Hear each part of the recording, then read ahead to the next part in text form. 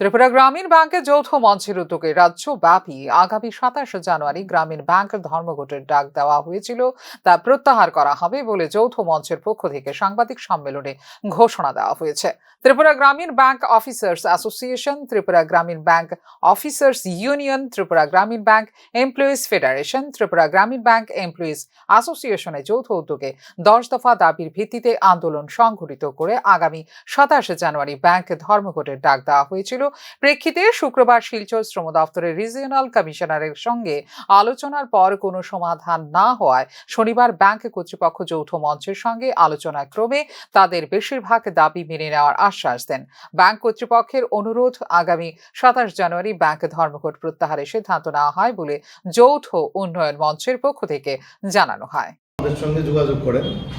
এবং ওনারা অনুরোধ করেন আমাদের ধর্মঘটটা আপাতত বাতিল বা স্থগিত করার জন্য। এই উপলক্ষে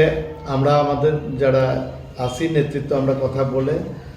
ওরা রিটার্ন আমাদের একটা কমিউনিকেশন করেন যে আমাদের যে 10 দফা দাবির মধ্যে বেশিরভাগ দাবিগুলি ওরা সহানুভূতির সহিত বিবেচনা করে এবং ম্যাক্সিমাম দাবি তারা মাইনা নিব বা আগামী দিনের একটা দুইটা যেগুলি আমাদের ডিসপুট হয়েছে এই যে আলোচনার মাধ্যমে সমাধানের চেষ্টা